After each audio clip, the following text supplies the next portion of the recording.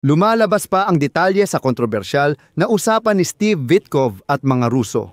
Ipinahayag na ang mga oligarkang malapit kay Pangulong Vladimir Putin, sina Yuri Kovalchuk, Gennady Timchenko, at magkapatid na Arkady at Boris Rotenberg, ay lihim na nakipag-ugnayan sa Estados Unidos tungkol sa posibleng negosyo sa Russia kapag inalis ang mga parusa. Ayon sa isang source ng Wall Street Journal, sa mga lihim na pagpupulong, nag-alok ang mga kinatawan ng mga negosyante sa mga kumpanyang Amerikano ng access sa mga deposito ng gas, rare earth metals, at malalaking asset ng enerhiya sa Russia. Halimbawa, ang mga negosyanteng Amerikano sa pamamagitan ni Steve Witkoff ay handang pumasok sa mga proyektong Russian tulad ng Arctic, Liquefied Natural Gas, Rosneft, Lukoil, Nord Stream 2 at iba pa. Ang mga kontak ng negosyante ni Putin sa mga Amerikano ang dahilan kung bakit nagmamadali ang kampo ni Trump makipagkasundo.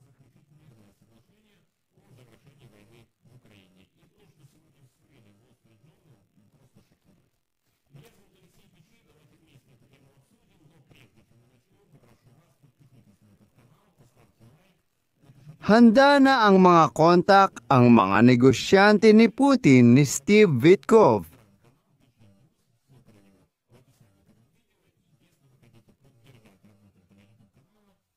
Ayon sa Wall Street Journal, noong nakaraang buwan, 3 makapangyarihang negosyante, 2 Amerikano at 1 Ruso ay nagtipon sa paligid ng isang laptop sa Miami.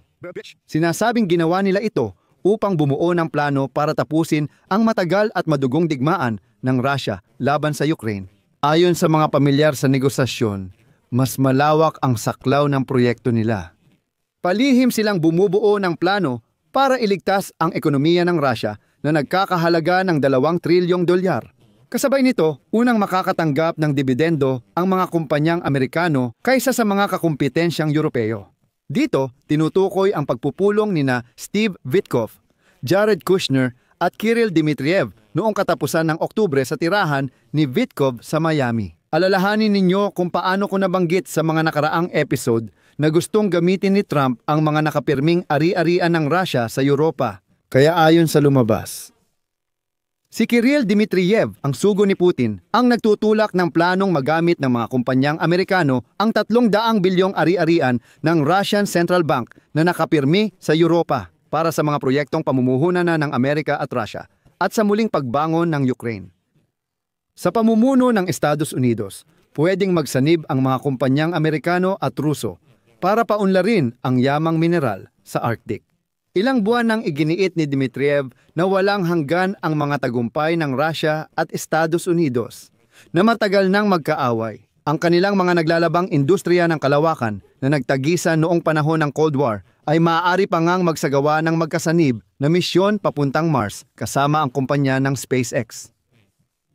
Siyempre, malinaw na ang mga Ruso ay magbibigay din ng kanilang bahagi. Dahil, paalala ko lang, matapos ang kamakailang aksidente sa Baikonur, hindi na kayang magpalipad ng kahit ano sa kalawakan ang mga Ruso. Wala na silang kayang ipadala sa International Space Station, heto ang CP, mula sa Wall Street Journal. Sabi ng mga kanluraning ahensya ng intelihensya, para sa Kremlin, ang negosasyon sa Miami ay rurok ng estratehiyang binuo bago inaugurasyon ni Donald Trump na layuning lampasan ang pambansang seguridad ng Amerika at kumbinsihin ang mga Amerikano. Hinihikayat ang administrasyon ng Pangulo na ituring ang Rusya hindi bilang banta, kundi bilang bansa ng maraming oportunidad. Sa pag-aalok ng bilyon-bilyong dolyar na kasunduan sa rare earth metals at enerhiya, kayang baguhin ng Moscow ang ekonomikong mapa ng Europa at magdulot ng alitan sa pagitan ng Amerika at mga tradisyonal nitong kaalyado. Nakahanap si Kirill Dmitriev ng mga katuwang tulad nina Steve Witkoff, matagal ng kapartner ni Trump sa Gulf, at Kushner na ang investment fund ay nakakuha ng bilyong puhunan mula sa mga monarkiyang Arabo kahit may alitan sa Israel na siya ring tumulong ayusin. Parehong sumusuporta ang 2 negosyante sa pananaw ni Pangulong Trump sa geopolitika. Habang ang mga diplomat ay tinitingnan ang post-Soviet na problema ng silangang Europa bilang komplikadong buhol na dapat dahan-dahang lutasin, si Pangulong Trump ay may simpleng solusyon. Mas mahalaga ang negosyo kaysa sa mga hangganan. Noong dekada 1980, nag-alok siya na personal na makipagkasundo para sa mabilisang pagtatapos ng Cold War, habang sabay na itinatayo Ayon sa sinabi niya sa mga Soviet na diplomat, ang Trump Tower sa tapat ng Kremlin, gamit ang rehimeng komunista bilang kasosyo sa negosyo. Sa ganitong sitwasyon, malinaw na alam ng mga Europeo ang nangyayari.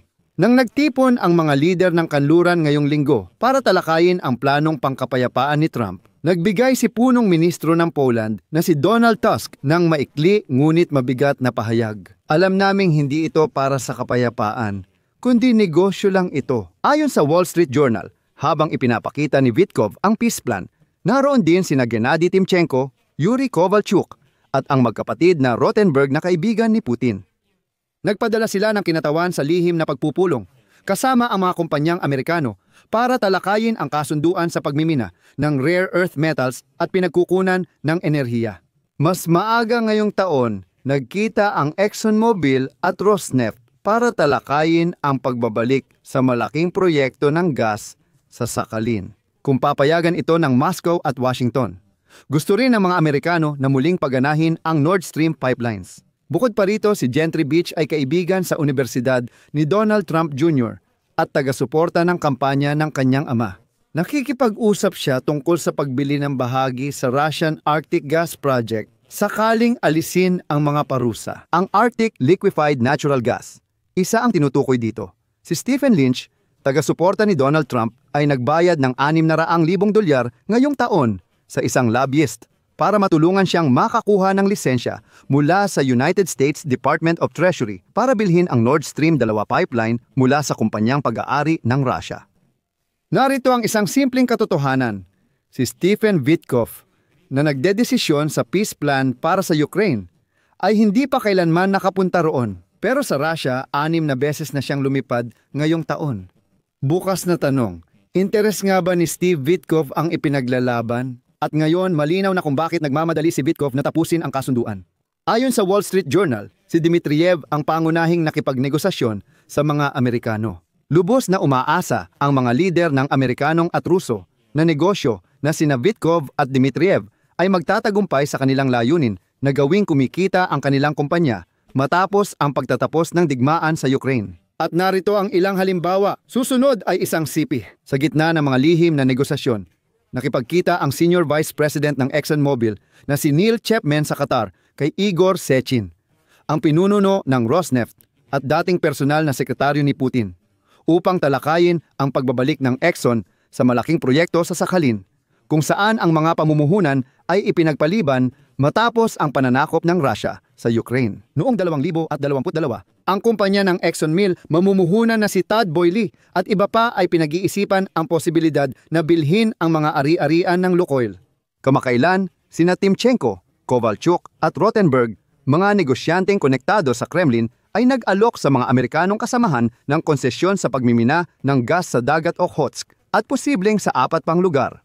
Binanggit din ng Russia ang posibilidad ng pagmimina ng rare earth metals malapit sa malalaking nickel mines sa Norilsk at 6 pang hindi pa napapaunlad na minahan sa Siberia. Bukod pa rito, isa sa mga kaibigan ni Trump, si Gentry Beach, ay balak bilhin ang 10% ng proyekto ng Arctic Liquefied Natural Gas kahit na ang kumpanya ay nasa ilalim ng mga parusa ng buong kanluran.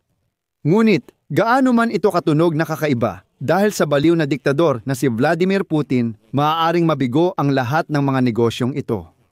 Ayon sa Wall Street Journal, nais ni Witkoff na agad samantalahin ang summit ni Trump at Putin sa Alaska habang mainit pa ang usapin at walang antala.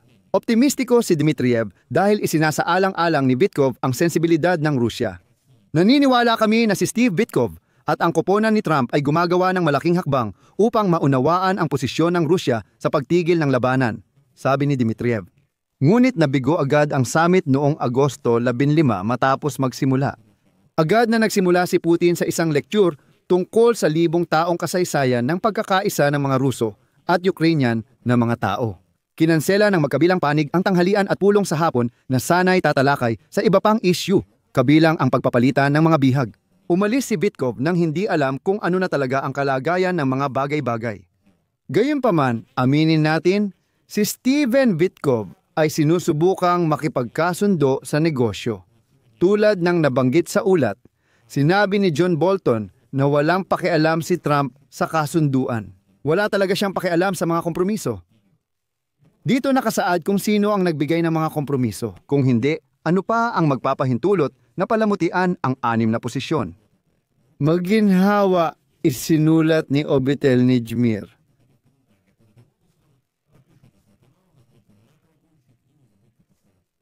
Ganito, ito ay ganito.